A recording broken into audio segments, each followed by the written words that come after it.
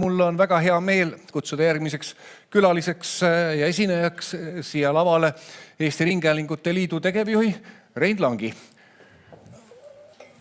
Jah, aplaus on teretulnud. Nii, pult ootab sind või klikker ootab seal puldi peal, aga palun.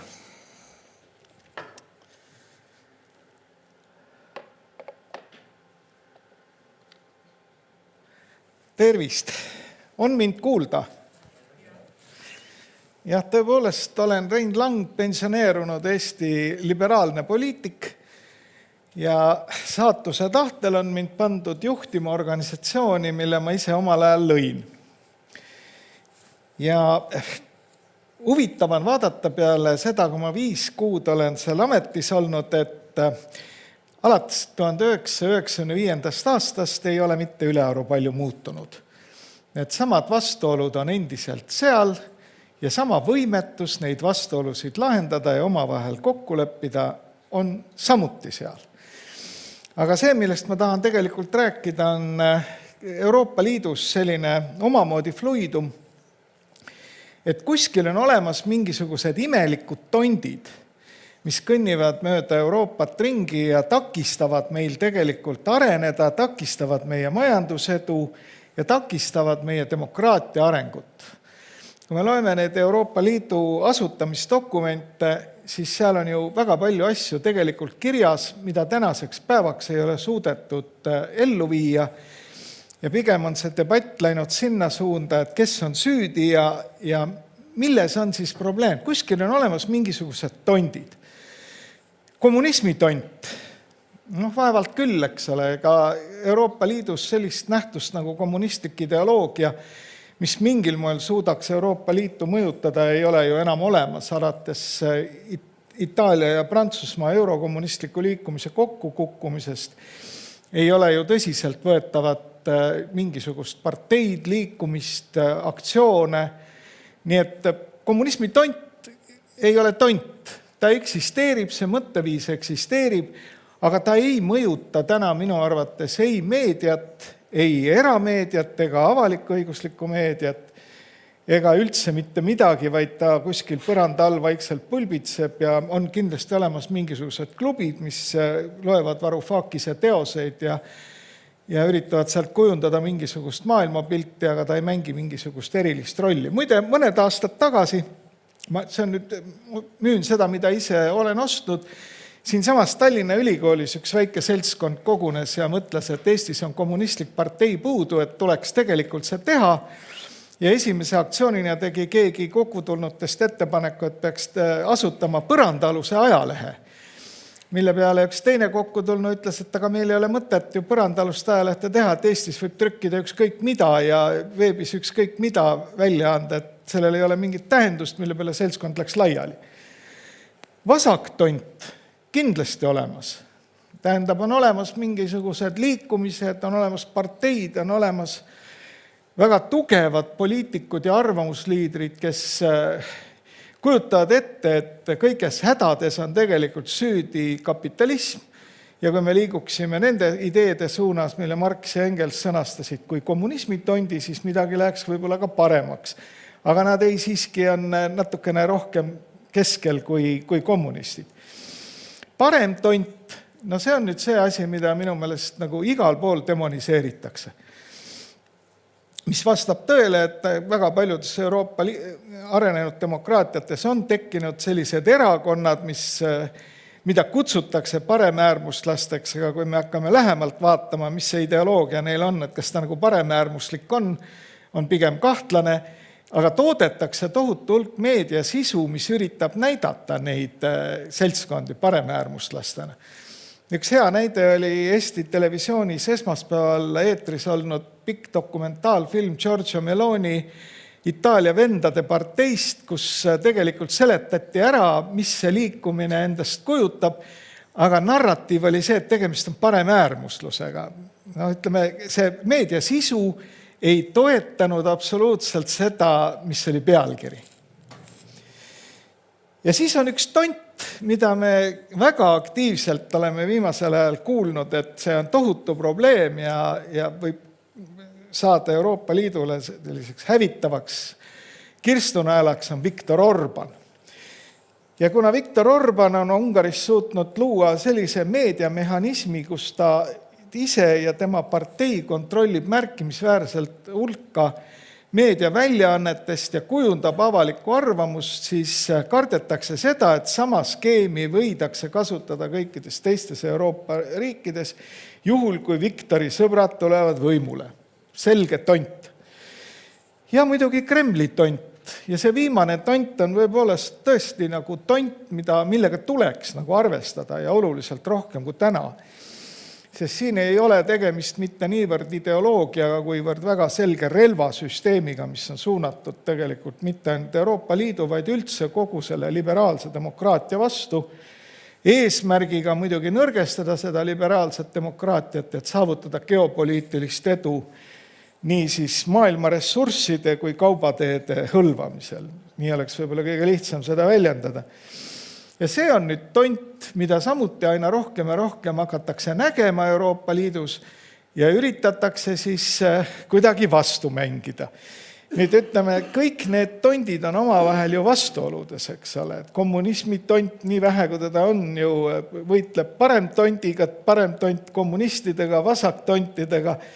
Viktor Orbaniga võitlevad, ma arvan, siin enamus välja arvatud Kreml. Ja nüüd on üks, mida ma olen nagu tajunud nii Euroopa Liidus, nii poliitikuna kui ka meediategelasena, on see, et hakkab levima selline ettekujutus, et igal tondil on oma meedia. Ehk siis eraringhäälingud kindlasti on rohkem paremtontide meelevallas, avalik-õiguslikud ringhäälingud on vasaktontide meelevallas. Lapsed koolis, see on veel omaette teema, seal on kõik tondid alati koos, täpselt nagu naised trammis, pargis tööl ja mehed pubis, et kõik see on nagu mingite tontide mõjusfäär. Ja kujutatakse ette, et kõik need tondid on teinud mingeid jõuponnistusi, et üks nendest nagu enda kätte saada. Et kes saab avalik-õigusliku ringhäälingu enda valdusesse, see on kõva tegija, kõvem tont. Ja Ameerika platvormide sotsiaalmeedia, loomulikult igal juhul Ameerika paremtontide pärusmaa. Tegelikult see ju ei vasta tõele.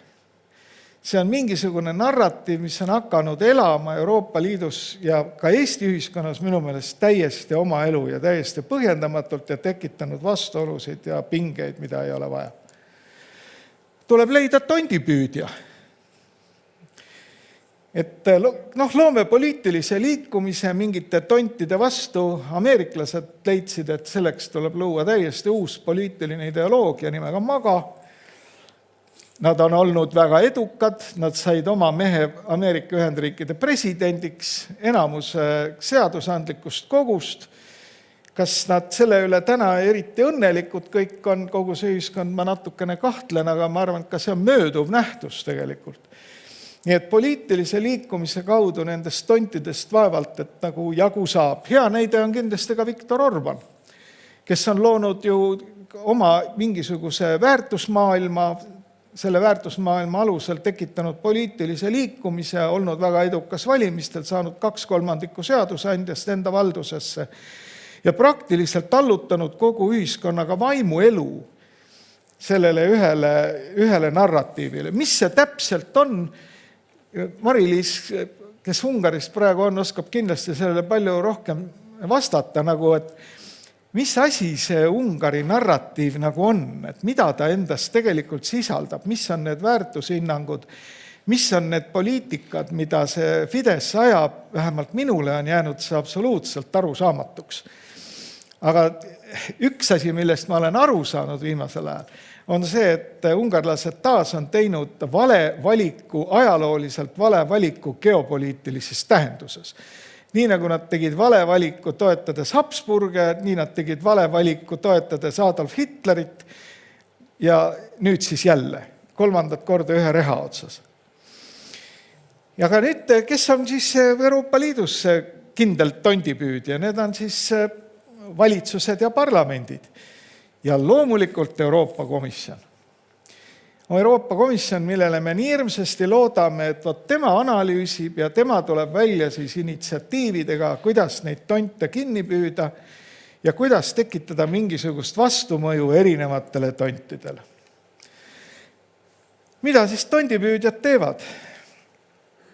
Tõmbavad loomulikult endale tähelepanu nagu tondidki oma kõikvõimalike lahenduste pakkumisel.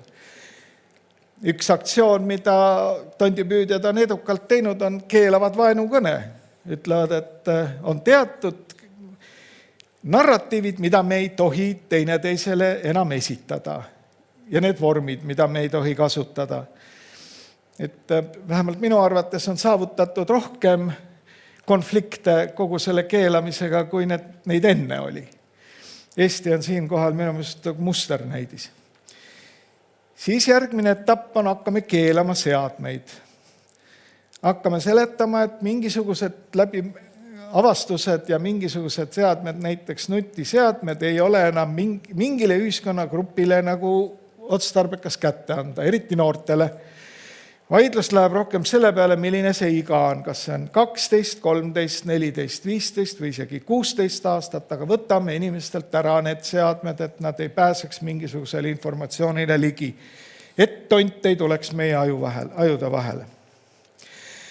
Mida veel tondipüüdjad teevad, jagavad käske erameediale.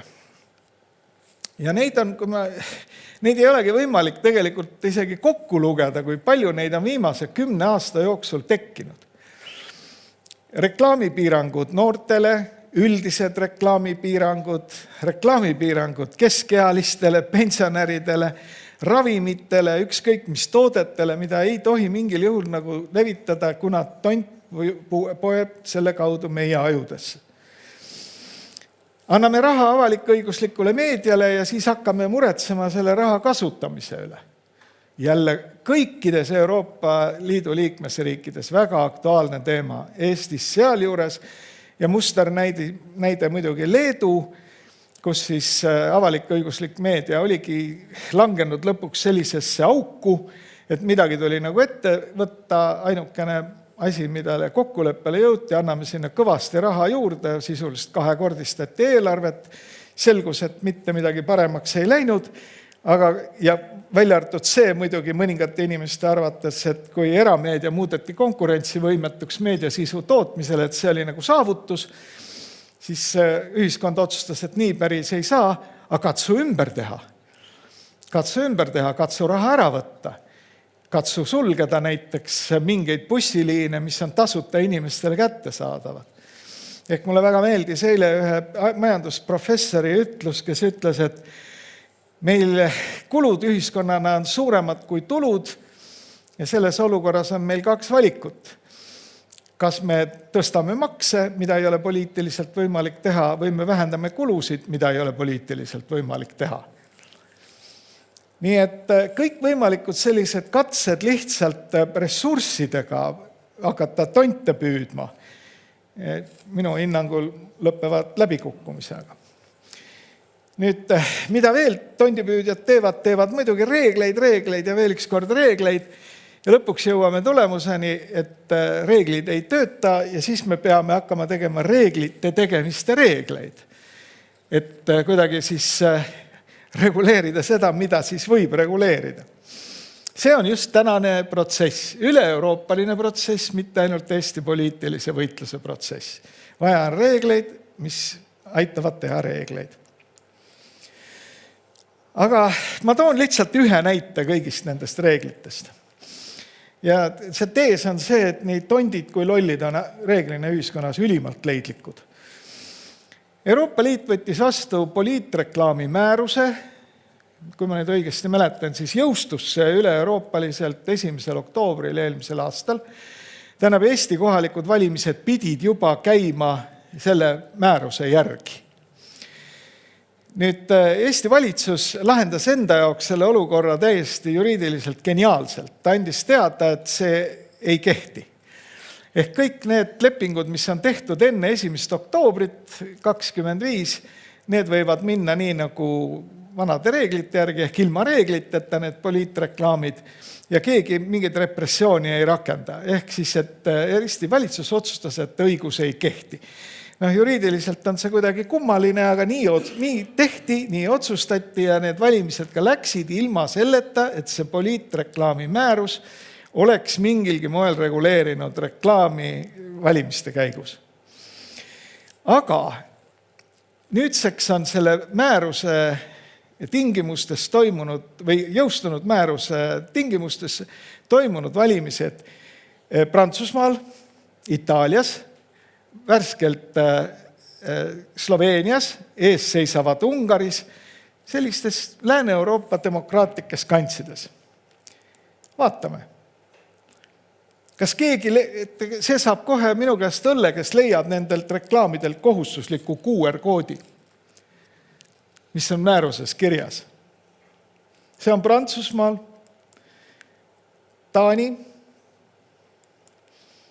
Ungari, Itaalia.